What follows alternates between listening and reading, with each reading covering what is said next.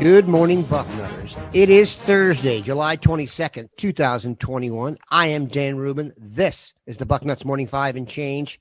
Those of you planning to hear the dulcet tones of Steve Wiltfong, Director of Recruiting for 24/7 Sports. He is on vacation yet again. It must be good to be king. Instead, when this happens, we dip into the salary cap and bring in the Dean of Ohio State Recruiting, Bill Kurelic. Bill, how goes it? Good morning, Dan. Going well. Beautiful morning here in Central Ohio. Not too hot, nothing but sun, and ready to go. Yesterday, 24/7 Sports updated its class of 2022 rankings, and there were some major movers on the Ohio State side. Bill, take it away.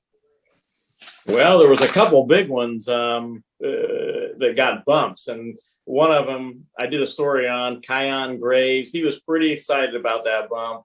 He called it crazy, and it was well-deserved. He really did well this summer and the different events and all. And he showed that he is one of the country's top wide receiver prospects. I compare him a little bit to Jackson Smith-Njigba in that, if you remember, Njigba just had kind of a slow rise to the top. The farther things went, the higher his ranking got.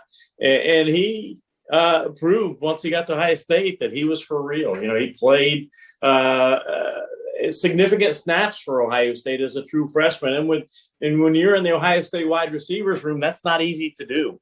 But Kyon Graves, he deserved that. And just happy for the kid. What an outstanding young man he is, and an outstanding football player. And then the other big mover was Terrence Brooks. He was really somewhat of an unknown as far as Ohio State. People didn't have him picked to be a Buckeye, say 3 months ago. Ohio State brought him in on an official visit. It went tremendously well.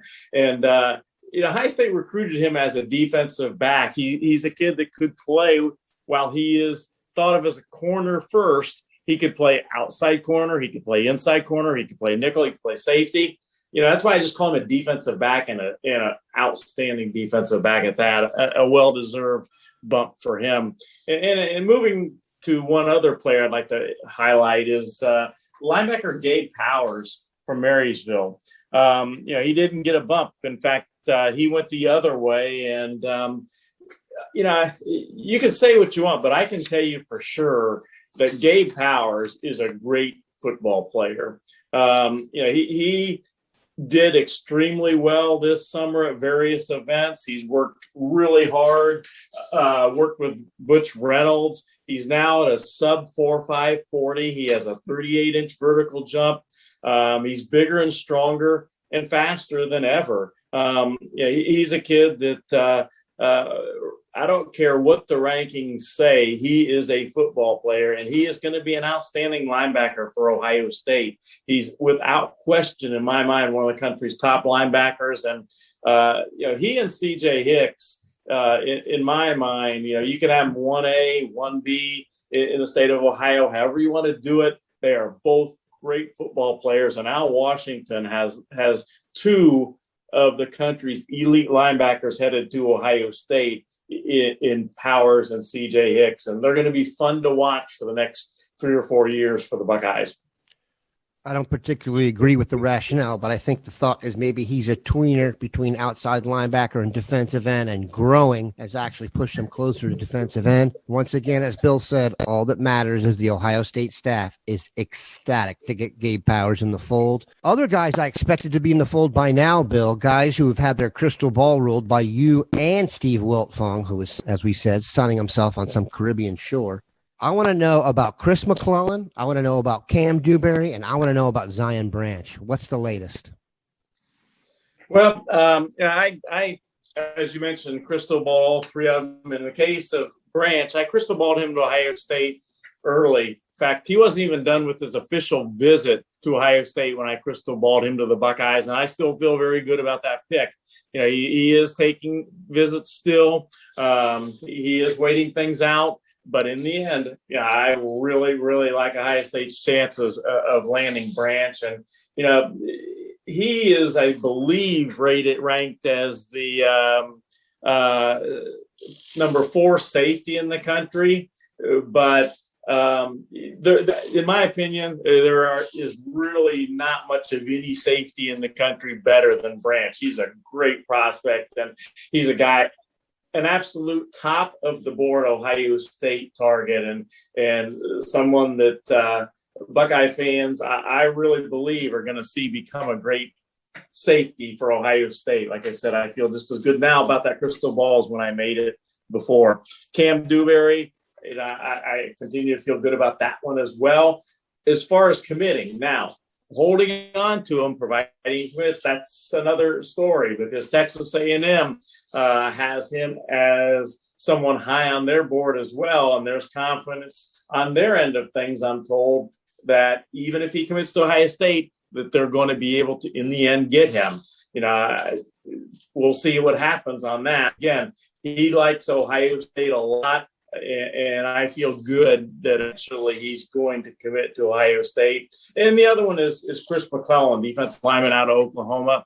Another one that I feel good, you know, that eventually is going to be a Buckeye. So, you know, those would be 3 great additions. Ohio State is set at 17 commitments right now. That would take them to 20 if, in fact, those eventually happen, which, again, I think that they will.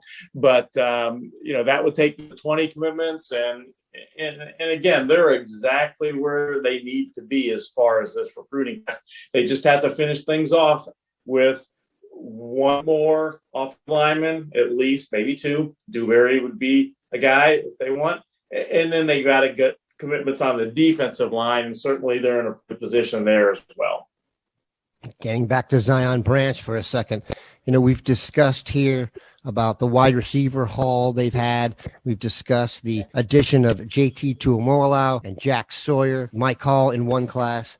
If they're able to get Zion Branch and back that up with Xavier Nwankpa at safety, that will make a run at best safety duo ever put together in one class. So let's hope they can pull it together. We'll take a quick break, be back with more unparalleled coverage from the Dean. All right, Bill, we are back. June was arguably the most trafficked month when it comes to recruits that I have ever seen. The floodgates were opened. This month, not as much, obviously, but at the end of the month, they are hosting a cookout on July 29th. It's going to be a star-studded affair. Please let us know who we should be waiting for. Well, first of all, I think that people should realize this is going to be a little bit different than when the month of June started. When you go look back, and it was June 1st, kids had not been allowed to visit schools for a long time. And so the floodgates were open. Everybody was visiting 2022 prospects on official and unofficial visits, and 2023, 2024 kids. You had the camps going on. It was nuts. It was just crazy. This won't be like it. This is 1 week at the end of the month of July where kids are going to get another chance to visit schools. But they will have had the entire month of June to do so. So it's not going to be the same. It's going to be important. And there's going to be some really key visits. But keep in mind, high school seasons are gearing up around the country, and kids are busy with their school stuff, and they can't all get away right now at this point. I've had a number of kids tell me, I'd love to get up at cookout on July 29th, but I can't. You know, we have stuff here at our school, they'll tell me. So it'll be important, and there are some big name players that are going to be at Ohio State during the last week of July. And then, of course, that includes July 29th. So it's going to be big, just not like June. You know, Richard Young, the outstanding running back, the 5-star running back from Florida, he's going to visit Ohio State. That's his plan, to make it to the cookout on July 29th. Then you've got others like Luke Montgomery, huge target for Ohio State. Josh Padilla, other in-state offensive the Buckeyes have offered. Derek LeBlanc, defensive end from Florida. He's been to Ohio State now in the last month and a half or so, more than kids that live in Columbus. So he'll be back. So it'll be important. Bill, let's finish with this. We are about to put up Mark Porter's latest offer evaluation, and it's a biggie. Nicholaus Iamaleava, the quarterback out of California. Very impressive prospect. I think it's definitely a report and a video that Mark did that you guys are going to want to check out. Let us know where Ayamaleva sits right now, you think, on Ohio State's quarterback board. The Buckeyes offered a number of scholarships. Corey Dennis, Ohio State quarterback coach, of course, he does a great job of evaluating and then recruiting kids. Having a commitment right now from Quinn Ewers, that is directly because of the work that Corey Dennis did recruiting him. And I think moving forward, you're going to continue to see Ohio State bring in great quarterbacks with Corey Dennis and Ryan Day recruiting them. And he, right now, they are in the process of looking at a lot of quarterbacks across the country. They got to see many of them throw it at Ohio State in person, and that was huge. They really like to see these kids throw in person.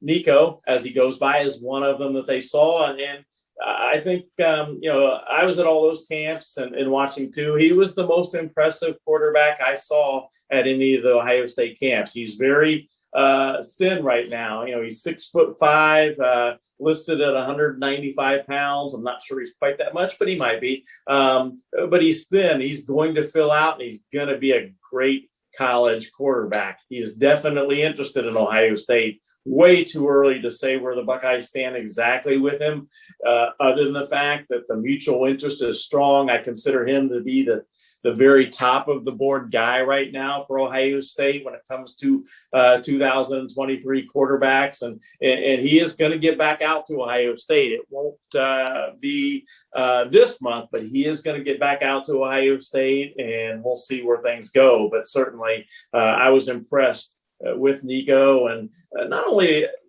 what he did physically, but what an outstanding young man and a bright kid that really, I think, is an impressive quarterback. An impressive evaluation there, and it's an impressive video that Marcus put together. You'll want to check that out. We appreciate the Dean stepping in for Steve. Have a good one, Bucknutters.